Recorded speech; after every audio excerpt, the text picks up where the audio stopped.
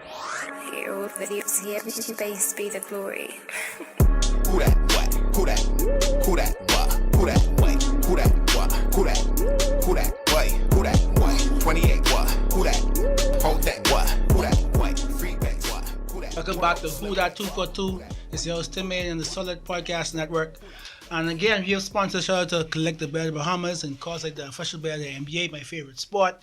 And today we have one of my, we cool, but he don't know, like he's one of my favorite rappers, right? So BAHAMIAN TRAE, yeah, boy. I appreciate that, boy. So I think Mugga like me was what year? 16, 17? That was technically, I wrote it in 2014, so it was, I'd say it's 2014, but it came out in 2015. Right. So as my people here know, I really started Who That in 2015. So I had just come out, and when I came out Who That, I always focused on people I know, my friends, right? So as you was doing your rise, like I was like, let me take care of my people first, right? But I was paying attention to you, right? So I was working to so I could call them because they sponsors, so BTC, right? The BTC at the time, and I was talking to my coworkers like, wait, this young boy. But you know, like he doing tours, like he doing school tours, like island tours. So talk to me about Mugga like me, like 2014. Talk to me about why at that time in your life you said, you know what, I gotta write the song, and I ain't gonna just be joking with it. I take this serious. This music thing serious. The thing about it is, it wasn't even really my decision at first to take it serious. Like, trust me, this at a time now. When I say 2014, I was 14 in 2014, just going into junior school and really and truly just getting off, you know, because I look back now at my life and realize I always had like this music influence in my life, but I really started to tap into it a little bit when I'd say that would have been grade 8, 9 when we started to like rap battle at school and stuff like that, and then I decided to actually write music. And in December I decided to write a song, and that was around that time when I do Muggle, and then January I recorded, and I recorded that. I had a Samsung Y at the time, and then a laptop to play the instrumental, and then I sent it to DJ Sean, who's playing on jams now, and I sent it to him, and he put the instrumental under that what would have been just an audio on WhatsApp or something like that, and that was what the audio I put together and put on Facebook. And let's say by like 2 weeks, because I was trying to play basketball around that time. By 2 weeks, I remember we went to BA, and the students was recognizing me singing the song and this kind of vibe. Like in the matter of no time, like I was like just like wow, like you know what I mean. And mind you, I wasn't thinking about all right, soon I could be doing shows and this that and next. I just in my head I won't play basketball, so I just playing ball 9. Next thing you know, going to the next school and people was recognizing you, and around that time, I think they was doing the softball championship, and I noticed like certain people was recognizing me. I was like, wow. And what came up was our sports day at the end of the month. We had our sports day, and we had it at our school. I don't know why we didn't go to the sports center that year, but anyway, we had it by the school. And shout out to my friend Michael. He told me, he was like, boy, perform this song, because my teacher, Mr. Sterling, wanted me to perform the song, and I wasn't feeling it because I was saying to myself, like, I was like, boy, I know if I want to say these things in front of my teachers or nothing like that. And Michael just was like, boy, just do it, dog. And I go in there, perform the song in front of my teachers. I mean, well, the students, everybody, and then one of the students recorded the vibe. They posted on social media, and that was the video what my former managers ended up seeing. I think I saw that. Yeah, that was the video that Reality saw. We ended up having a conversation. He told me about Exile and everything that they was trying to do at that time, him and Charlie Brown. And then at first, but with everything that was going on in my life, I didn't... Like you still in school, like, yeah. And you remember you were shaking some hoop dreams, like, baby, basketball is what I really want to do. Like, I just told this together. Real talk. And then at that time, my aunt did just pass away. So I was really and truly seeing my mommy like in a very depressed state, and that was new for me. And then we was moving out of our house around that time too, so it was like too much things happening. So many too much things. I was just like, wait, and it was so crazy because around the time when we were supposed to be having meetings and linking up and actually talking about it, I remember it was must be like 2 times where I missed it, and I felt like, man, nigga, think I joking. I said, you know what, man, I can't. I remember messaging them one time. I was like, man, I can't do it. Like, I can't do it. I don't think, I just feel like too much going on. Right time, yeah. I can't do it. And they was like, no, babe, we believe in you, and we feel like, you know, we have these ideas, and we feel like once you listen to us, we could really do some great things. And I was like, Yeah, because you know, and I agree. Like at that point, like you said, you're dealing with like moving. You're still in school with basketball. You're grieving your aunt. You're seeing your mommy side. So you can't really process the future right now because you're not. I'm only 15. Yeah. I'm only 15, but I end up trusting them, and I was like, you know what? Yeah, let's shout out to them because they gotta be like, yeah, this boy ain't really serious. I could just go real find somebody. shouts out to them, boy, for Yeah. real, because that was the turning point where we started working together, and like I said, Muggle at first was just a voice note, so we re-recorded it. Yeah, like you wasn't in those studio. You just like record that and put it on the radio and then go on viral. And we re-recorded it, and then next thing you know, we did Gone, and then it was Don't Go by Gaza, the Guys Go by You, and then after that, I think after that was Break It Back, and then next thing you know, we was doing a feature with Ronnie. And that, like, and I watching all these things happen, and all these shows started to come up and thing too. Mind you, I did one show. I actually did one show before I signed with Exile, and that was at CH Reeves, I remember. Okay.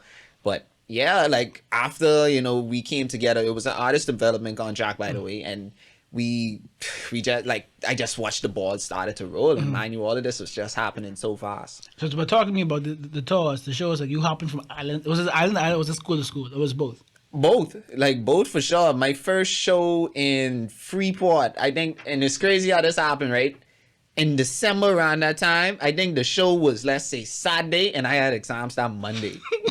Like, this how really that was set up. And boy, I remember Christopher Martin was on the show. I did open up for Christopher Martin. Yeah, but it was really solid, and we did end up meeting and end up talking and everything like that. I think I still have his contact and stuff like that. Every so often, if I wanted to talk to him about something or whatever, I hit him up here and there. But it wasn't like nothing really cool, tight or anything like that in the past years. I ain't gonna front and carry on like, yeah, but that's my boy. That's my dog, we met. the He first gave me his basis. contact, Yeah. and a few times we get to speak on a level, But that's still good because as a good mentor to Harvard, even in the shop space of time, you could just be like, babe, how you feel about this? And that. Yeah, but that was the first show I had off the island, and then next thing you know, the school tours came. I would say like 2 years. Was it 2018? Like about 2018, because now keep in mind this is like 2015 when this happened. Yeah.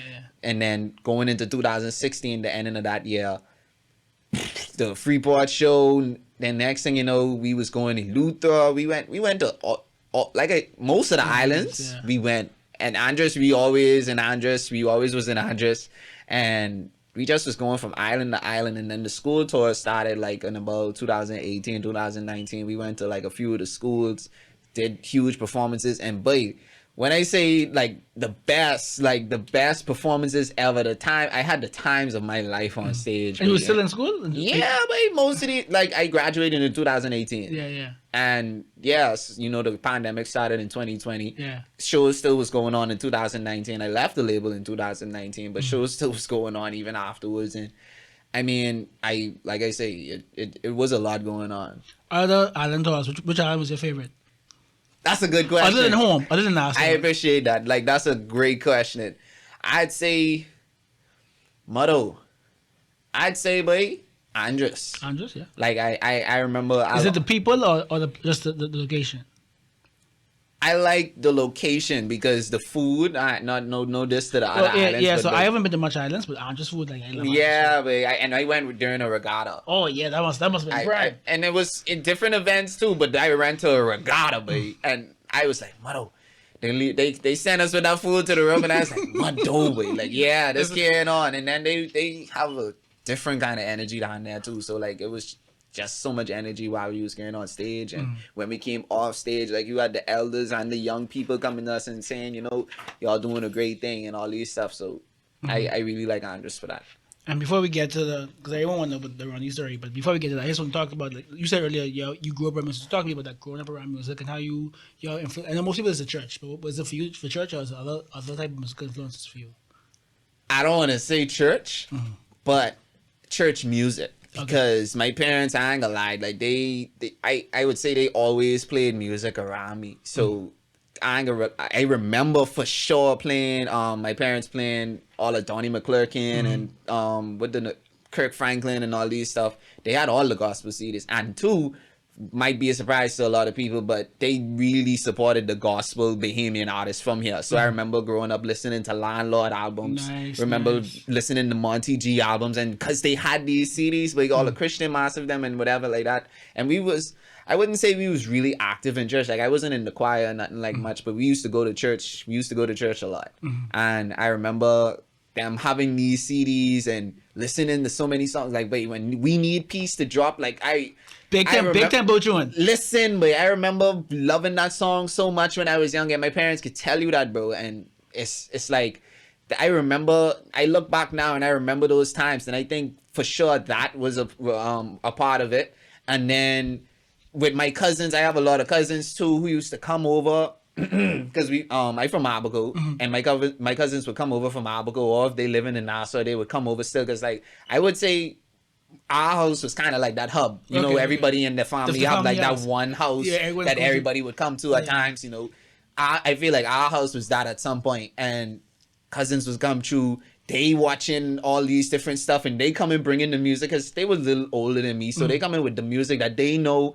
And they used to make, I was that cousin that they would make dance. So they used to make me dance when I was younger and thing too. So I learned Big Puppy Show. You know what I mean? Learning the music and they making me dance. And mind you, I would be crazy to think that was just that's a coincidence, and that ain't something that would have prepared me for the day to be on a stage. Because I feel like I look back at that and I say, mother, I would say you do have a really good stage presence. Like you ain't gonna cut up, you ain't gonna just stand there and no, you could perform. Like you could be active on the stage. Yeah. Real talk. And I realized that after the years, I was like, wait, these days when my cousin and everything used to be getting off was preparing me for this day. Because just, you know, joking around like that.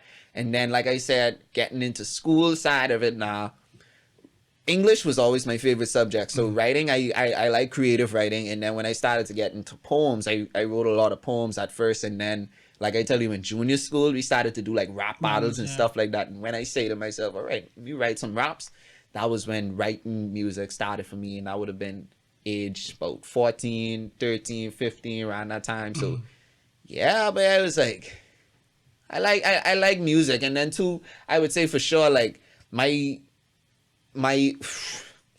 music catalog came from, of course, you know, living in the Caribbean, bro. Your neighborhood can have one party. Yeah. You might have been to one neighborhood party, and for us, I feel like we was blessed because our next door neighbors. When I say every couple of months, it was a party, big party. So, you know, DJ. All sorts of different music playing. And I remember, I think back even to now where I hearing certain songs and I just be like, wait, where you hear that from?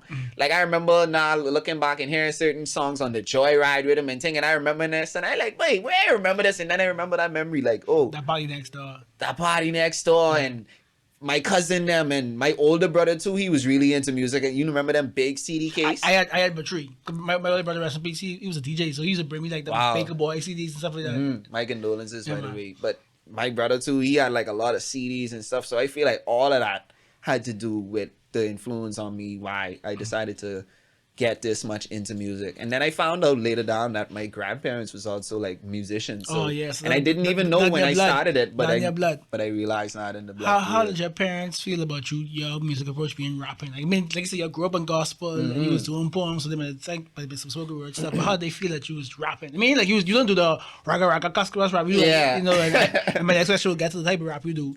How did your parents take to that? Was there any hesitancy? Like, because of course, the rap and hip hop has a bad, you know, reputation sometimes. You're right. My parents, like my first CD I bought was 50 Cent Get Rich or Die Trying. Oh boy. She takes that. She takes that. I was so mad.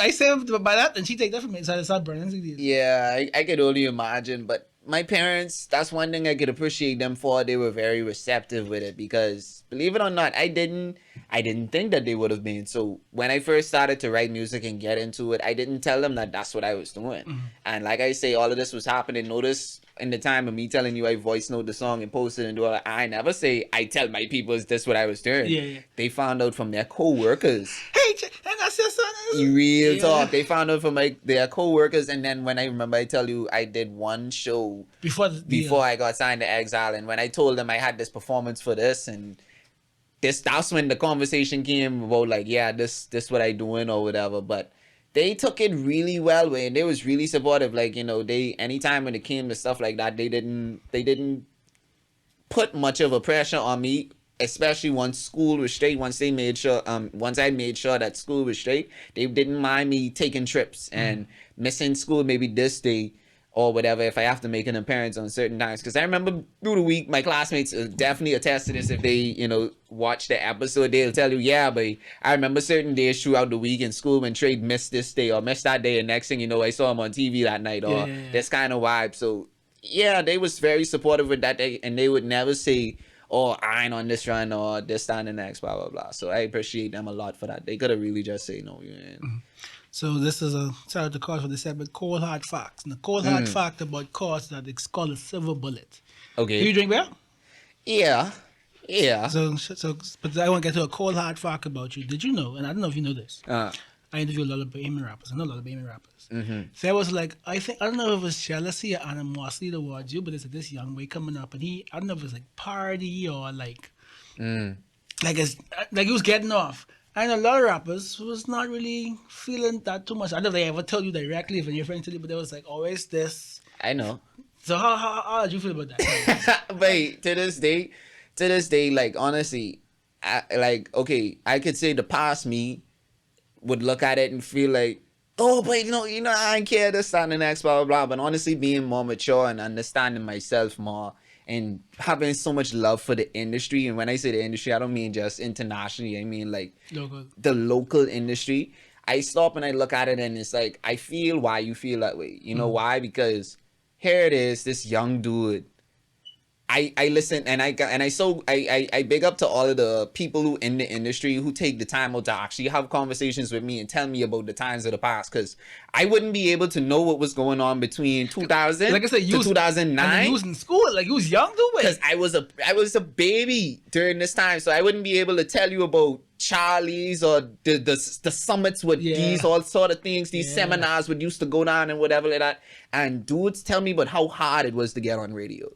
They tell me about it. They tell me about how hard it was to get these certain things what they seeing this young dude get easily. So and the thing is, it's like, even I didn't realize all these things what was going on at that time, because mind you, coming up in this social media era, I feel like a lot of things I coming in at that time made things totally different. Of course, you came in at the right time, because you just said it perfectly. You recorded it through WhatsApp and thing and put it on Facebook. You see what I say? Like something dead simple, something I ain't really put mind into really that much. But I say to myself, I still show love to any artist. You know what I mean? And I've heard things, and I even like got this, like I see people show ill feelings and ill whatever toward things, and I just say to myself, like, wow.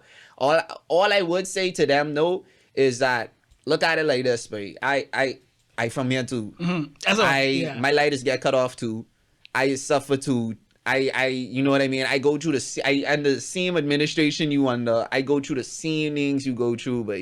And all I want is the same success you want. And all I want you to know is that we could do it together. Rather than you feeling like you need to be separate from me or we in competition with each other, know that, but together we really more powerful. Because here it is, I as a young dude, like I say, had I known more things about the industry, like, or had, let's say, some other young dude, because I'd say I started to learn more and get deeper into the industry and the history of it from like 16, 17, I started to get deeper into stuff.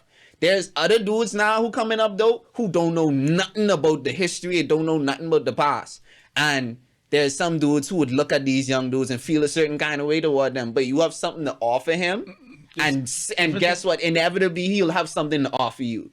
And I feel like we could have had great connections over the years together in the industry with certain people if maybe they just didn't feel a certain kind of way. Yeah. Like instead of that first reaction, be like, how are we going on radio already? And I just, you could just like, hey, babe, I appreciate what you're doing. Shout out, this is how it was before. And then you might have some tricks to teach, like I say, older can learn new tricks. You can teach them about the ways of just put your stuff on social media, let it build some buzz, like stuff like that, And it's crazy because, I mean, guess what? Ronnie Butler era would tell, Gino D era that they all got it easy. And Gino D era can say to me, we got it easy. And then when young cats come up under me, I can end up telling them, but y'all got it easy. They got streaming services. Like, bro, you know, it's only going to get easier and easier and easier. But I really feel like the energy came. It was just a time without being, you know, with saying this with no ego at all. But I feel like in that time with what was happening, it really had a lot of people looking in the mirror. They had to now come face with, okay, is it me or is it that something is against me? And a lot of people took the side of something being against them. Oh, the radio stations don't support. Oh, the Bahamians don't support Bahamians. But they did not end up taking the accountability for themselves and saying, hey, maybe is it something that I'm doing wrong? Because guess what? I feel like people gravitated toward what I was doing at that time and what everything what Exile was doing was because we was authentically us, bro. Really, me? The reason why I like your stuff was because of I could hear the Bahamian dialect pure. I could hear you saying "boy" and "why" and thing, and you without trying to so force many it. so many Bahamian artists, rappers, and even just regular, they run from the dialect, you know, because they trying to be more palatable for the States. They don't say the "boy" and "why," but I love to hear that because that's how we speak. And even with that conversation, right? Believe it or not, if you see America receive someone like Shaggy and Sean Paul so much, yeah. Why you think you can't go on a song and say Mother Sick and catch their attention? But the only reason why the industry ain't, I guess, to where we really want it to be is because, first of all, we young as a country. We 48, like about, you know.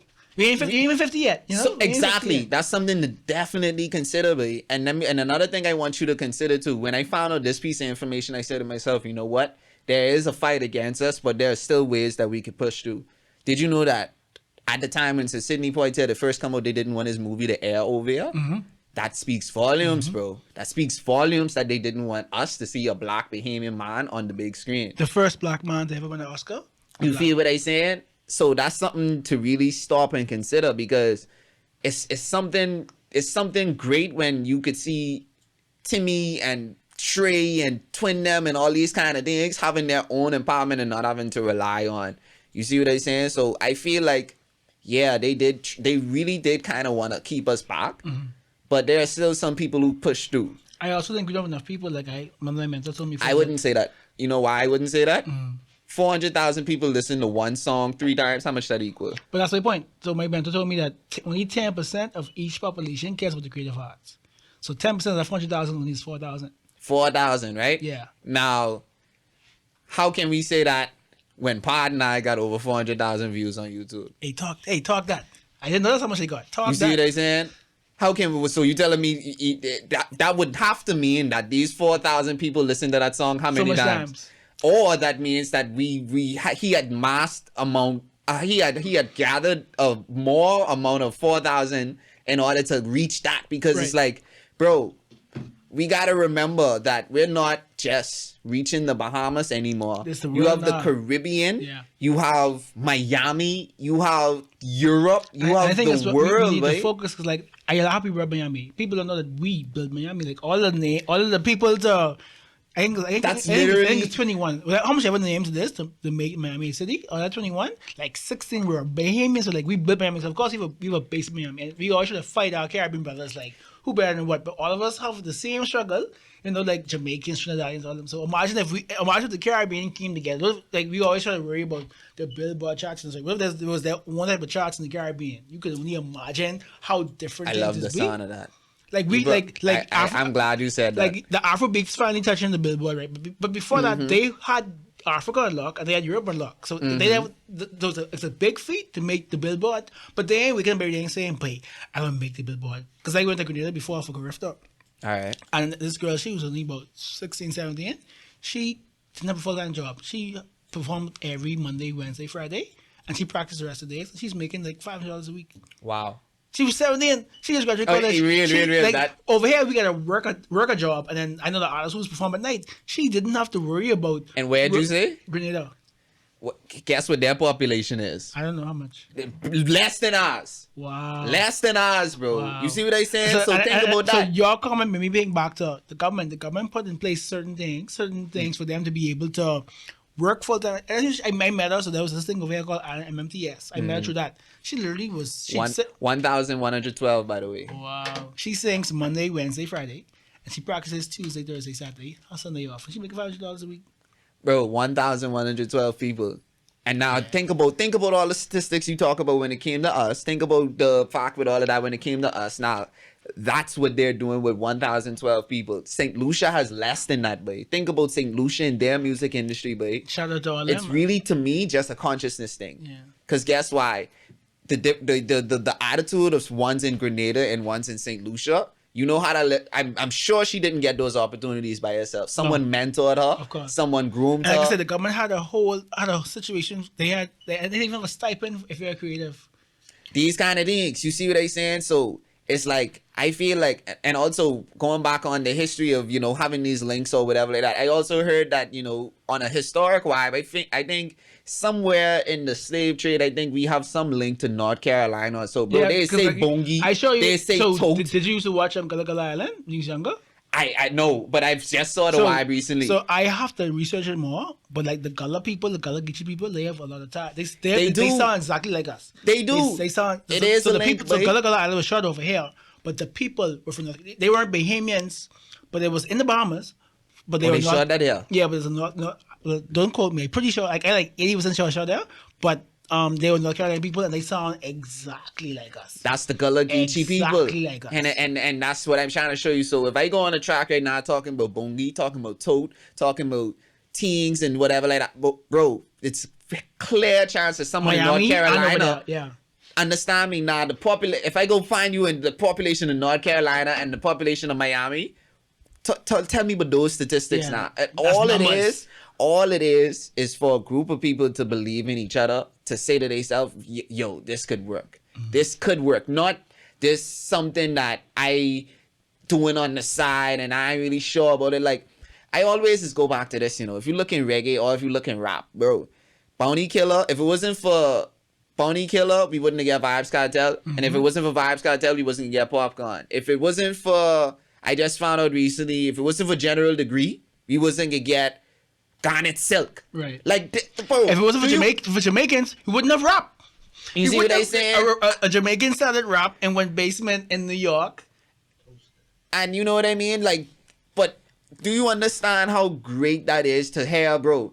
If it wasn't for General Degree, you wasn't gonna get a great artist like Garnet Silk. If it wasn't for Vibes Cartel, you wasn't gonna get a great artist like Spice. You wasn't gonna get a great artist like Popcorn. Okay. You understand that right now, bro, there's people lives that are attached to yours. Right. Which means that there's things that you have to do and know that you have to involve somebody else in it, because it's like a domino effect with the blessings. Right. I know that there's someone that I may be able to help who can either be larger or just as large as me. And that's what it's about. Look at Drake and Nicki Minaj. You notice that they the two artists that support every new artist?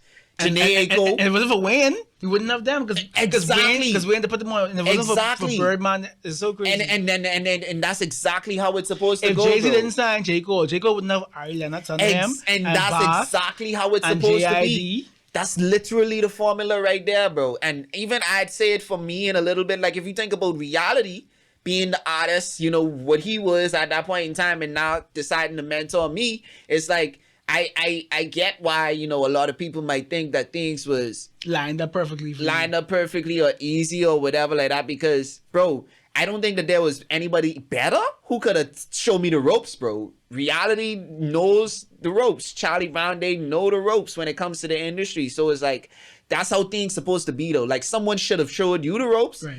You need to show somebody the ropes. And then they'll show somebody else. Exactly. And guess what? When we really start to be more selfless rather than being selfish, it's like, bro, trust me, the world is ours, bro. And by the way, who was it? Pinchers. I don't know if you ever heard, hey, gringos and Pasero. Yeah. He's the one who put on General Degree. Wow. So it's like, bro, it's that domino effect is a must. But how can we think about it now where that was happening in this industry? You don't find that much with the mentorship. And guess what? When we start to see that more is when you really get start to understand where, all right, it's just this whole movement can happen, baby, because everybody gotta know we all connected to each other. It ain't make no sense being against each other.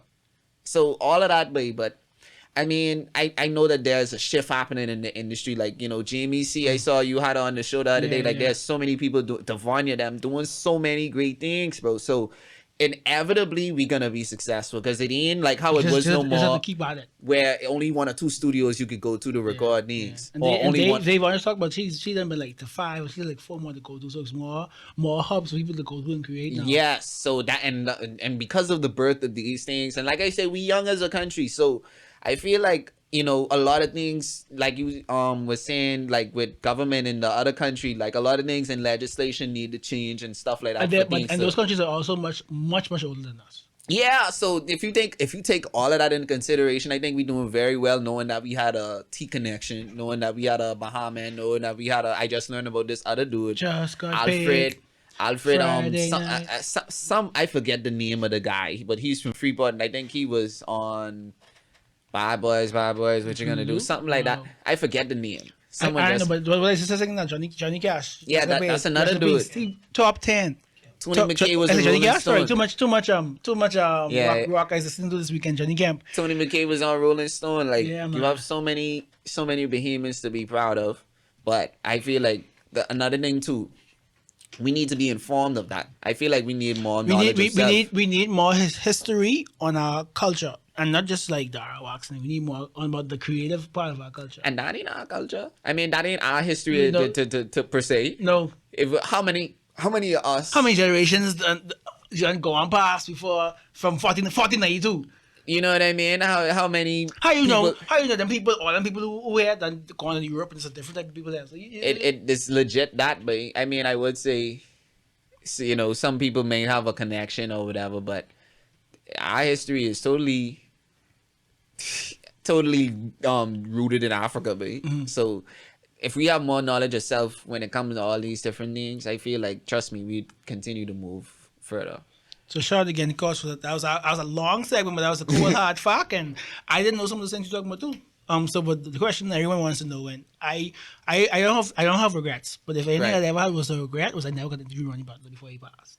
Say what? I never got to interview Ronnie. I never got to. So talk to me about that type of relationship, because you got a couple of songs, and everyone knows one of my favorite songs was Bahama Rock.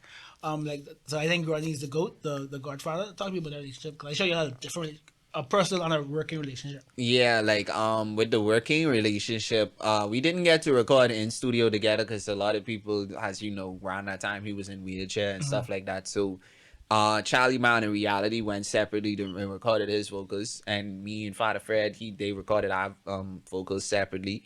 But Ronnie Butler, I gotta say for sure, he is what you would imagine him to be. Like, when you listen to his music, you think of this smooth, just like this, and then when you see the pictures, you realize like he's like this GQ, just smooth, like swag, smooth. That's it. That's the only words you can really think about. So it was a time where we got a chance to perform together. I believe it was the Gombe Festival. You see what it's be at Awaki, and we performed on that together, and we had a conversation off stage. And the second time we saw each other was Hurricane Matthew. Remember that would have been 2000, I think 16 or 17. That was 16. Well, no, you're right. It was 16, 17. Yeah, right. And he stayed at Malia, and I happened to be staying at Malia that time too. And I saw him when we was going musty round by the cafeteria, and I stopped and I talked to him and I hailed him, and he was like, how we gotta work on more things and these kind of stuff. And I was like, man, it's just such an honor to even hear you say that. The fact that you telling me, you see what I saying? Like, you telling me you will work stuff with me? No, man, I can't imagine that feeling. Real talk. And because of him, it caused me to start to go deeper into the history of the music. Like, you know, because when you, believe it or not, when you go search Ronnie Butler, you can see another name, and then you can see another name, and then you see another name. And it was after working with him, I got to appreciate Bahamian music more, babe. You know, but that personal relationship, of course, you know, like he ended up passing away like it wasn't even a year later. Yeah. So like that for me was, it just was weird, because I mean, I've been dealing with death recently too, so it's like, you know, I would just say it was weird for me realizing that, yeah, he ain't had no more, dread. Like, just as about to start. Yeah, because he was one of those people, I feel like a lot of people didn't think he was going nowhere. Like, Yeah, he was just gonna continue to age. Like even with basketball, like Kobe was supposed to Yeah. still be around here, so like you expect people just like your mind can't really process, so they ain't here no more. Until you see something. And I think that's why people like us, especially like in this room, we are creators, right? So of course we feel other creators test differently because we use them as muses and inspiration. So it's like you expect them to be their myth, even though we may have met them before or whatever. We see them as these mythical creatures who we could always look to and get advice from. So we don't expect them to not be around anymore. And just like how you said that, it's like now that like after working with him and when I started to really get like look into the history, I would have loved to ask him, of all people, the certain questions that I have right now. Because, you know, I still get to talk to certain people like me and Elon Moxie like this. Like, we just have like a good conversation about things on the phone, like, you know. But he would have been someone too that I would really like to be like, hey, how you feel about this? Yes, how you feel about this? Or when it comes to Bahamian music, like these things, because there's a lot of conversations that keep on getting regurgitated like, to me. What is Bahamian music? And if you rap in the name Bahamian music, you know, all that. To me, personally, I think music done by Bahamian. Bahamian music is, if it's done by Bahamian, if you put up your Bahamian touch on it, that's Bahamian music. I'm glad that you said that. You know why? Because in reference to, I saw you post to some Tina, in reference to the post you made with, you know, all the artists that's going to be on the show. Yeah, that was the one I do that, yeah. Yeah, and, but can you believe, I don't want to disclose who it is, but there's like some very well-known people who we would really respect that are upset that people like me and Jamie C are on the show because it's not 100. We are not Bahamian. Yeah, that's what they said. That we are not Bahamian. And you realize who that was birthed because of this. It's a subculture of Bahamian music that was not respected 5 years ago. I started with that 2015. So before 2015, other than a couple of radio shows, you would not get Bahamian rappers and singers and jazz artists or rock like picked up. So I made it my mission to be like shine light. But of course I do, like I say, I love reggae, so I still interview them. But the main purpose of who that was to highlight artists like y'all, because but y'all Bahamian, and I relate more to you guys than the older ones, because we grew up at the same time, so we grew up in different eras. So of course I'm shocked. I'm not shocked that there's some people who are upset that we have the singers and the rappers on the show. I'm not upset. And it's crazy, bro, because I stop and I think about Smokey 007, who wasn't doing most of the traditional music. I think about Jay Mitchell, who was the funk god. Like, you have Wendell Stewart, who was like the R&B soul kind of dude. Like, I really would love to talk to them so bad to find out, but what they used to talk, what they used to tell y'all, boy. How y'all used to deal with it? And how y'all used to deal with it, because again, we live in a small community, and how do you survive when you have people who literally have the switch to tell someone to whether they can let you on the show or not let you on the show because of the name or because of whatever? Like, again, believe it or not, that same Gombe Festival, we only end up on that by like almost like they say wing and a prayer. Yeah. We only end up on that on a wing and a prayer because the fact that, hey, we had to show them that the fact that we have a song with Ronnie Butler and This Time and Next. Because the first time when we, you know, I remember Reality telling us we were supposed to be on the show. We went there.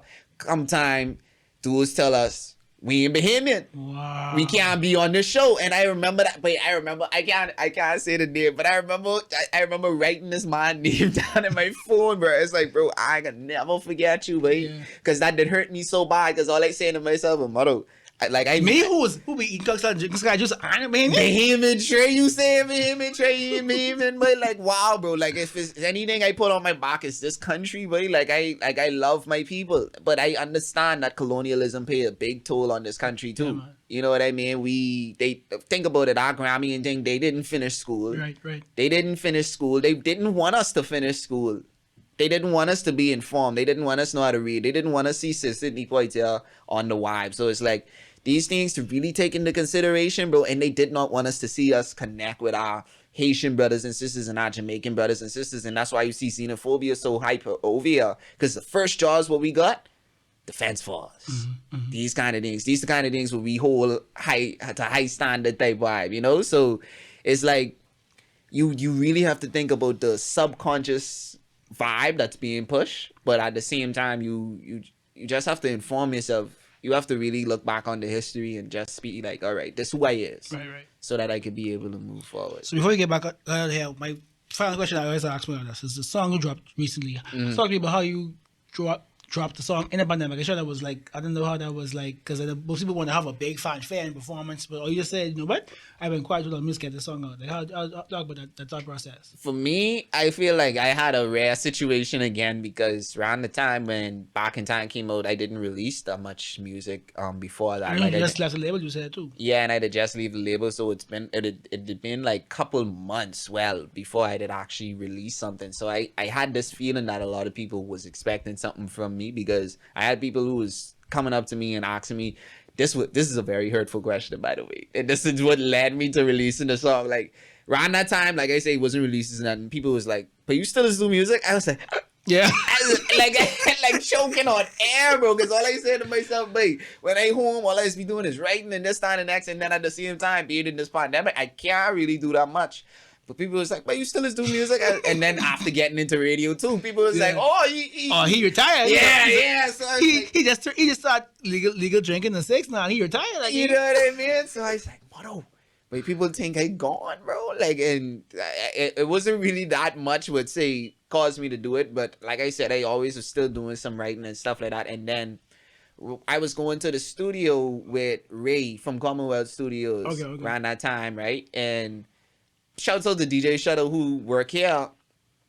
He have a dub from Chronic on the Back in Time rhythm, and hearing him play that over and over and over and over and over caused me going back and listen to the song. And around that time, I ended up asking Ray, like, "Wait, who made this rhythm?" And then I asked him, he told me who made the rhythm, Padrino. I hit Padrino up on Instagram, asked him for the instrumental. I told him the idea, you know, what I was thinking about, and he agreed that it was a good idea, and then sent me the rhythm. I was, you know, dawning on the rhythm for a little bit. I take like a few days to write the vibe, but I finished the first piece of it at first, and then I let my girl hear it. I was like, "How you feel about this?"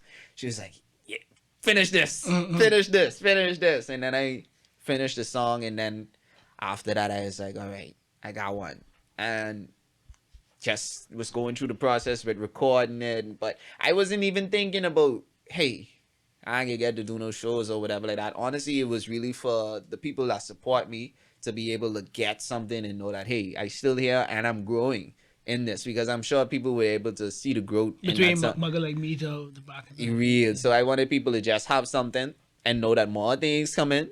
But I just wanted to put that one in the air. Little appetizer. Yeah, because trust me, I've been doing a lot of writing, and like I said, I've been dealing with a lot of things too. Like, I mean, I don't want to get too deep into this because I know the time running up. But like I said, I was dealing with death in the family. Sorry, my father was in Abaco during Hurricane Dorian, and he didn't make it out of the hurricane, and that was like heavy. Yeah, trust me, it is still heavy even saying it right now. So it's like going through that.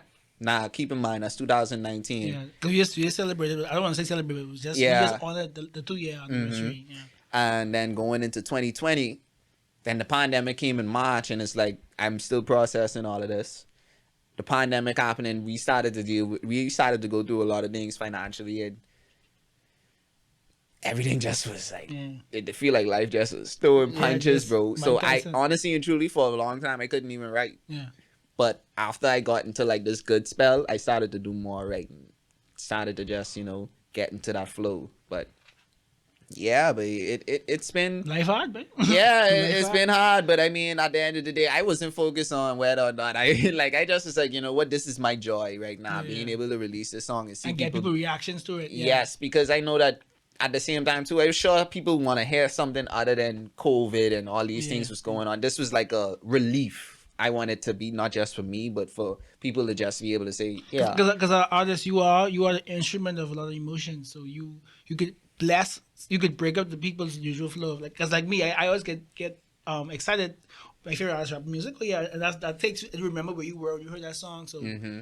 And then that's the whole reason why I use that instrumental too, because I know that rhythm itself has so much history to it. Like Chronic, I know some people could remember, like they'll probably hear Gal Wine and think exactly to when they first heard it. So that was the whole reason why I wanted to just use that song so people take them back in time. Yes, that's exactly what the concept nostalgia is something is one of the ways we could just just hold on to some type of joy. Mm-hmm. And that's why I also made sure shout out Blessed in there, shout out MDs in there, because I wanted people to just think, because that was another loss that I took That hard was, too, yeah, right? I still ain't really. I think the pandemic helped me not take it as hard because I used to see MDs a lot. So right, since I seen no one a lot during the pandemic, like he ain't hit me yet. But like when we see the country open up again and we start going on the shows, And I you ain't can seen still be them. looking for these on. Like even this show coming up, I could be like, I think like because I come to do behind the scenes of your show. Right. I could be there and be like, baby, where these is. Like, Yeah. like I know I could feel that a lot that day. I could be like, wait, because like and these is my boy man. So like you supposed to be my brother too. So it's like, wait, I could be like, baby, where these. Yeah, and just simple things like that was a lot dealing with in the why because I was like, but I gotta shout out him in at some point musically because I feel like he was someone we lost that was very instrumental, and then because tapping into that nostalgic, and I didn't even find out. I found out afterwards that Blasted was under him, but I Wow. just wanted to remind people like, hey, we Blasted, bro. That was an entire moment that I'm sure a lot of people still remember to this day, still hold near and dear to them, and why I feel it's important for those conversations, like I say, because if people know about all the great things that Blasted accomplished, MDs accomplished, like these names that we can't let die. So these conversations, these kind of things, we need to continue to honor and just highlight, because these are people. So yeah, big up to them, and I'd say we going in a good place, bro. Yeah, Trust me, we going in a good I could place. start. The light is getting brighter at the end of the tunnel. I could see it. Yeah, man. So shout out to Trey for coming. I think October 10th is when the show. I know we recording in September, but I think the show, the big music show, the day to drop in. September. Okay, So it's doing on September 26th. That's the recording, but I think it's going to be shown on the Ministry of Youth, Sports and Culture page. October 10th. Oh, I found the tweet. Yes, October 10th. Yeah. So, October 10th. Please pay attention. This is like almost 25 hours. That's like 48, babe. Well, sorry, I know it's split up, so I know it's like half an hour. Like some in Freeport, some in Nassau. So please show me your music festival. Shout out to all the artists on there, and some of them are on Who That, So if you want to learn who these artists are, just go on Who That and get their story. Shout out again to our sponsors, Collect, the Bear of the Bahamas, Cause, like the Bear of the NBA. Shout out to our producer, the Solid Network, and Timmy, where can they find you? Everything is Bahamian Trae, TRAE, and Snapchat is TRAE242. Everything is Bahamian Trae. YouTube, Facebook, Instagram, Twitter, Bahamian Trae. And I can spell Bahamian because you should know. You should spell Bahamian. You should know. So see y'all next time on Who That. But I appreciate this opportunity a lot, bro. Like, Thank you for thanks coming. a lot, babe. Thank you for coming. Like this things like this, like I say, we need more in the culture because this history, babe. It's history, and you're doing it, babe. I appreciate you. See you next time. Who that? What? Who that? Who that? What? Who that? Wait. Who that? What? Who that? Who that?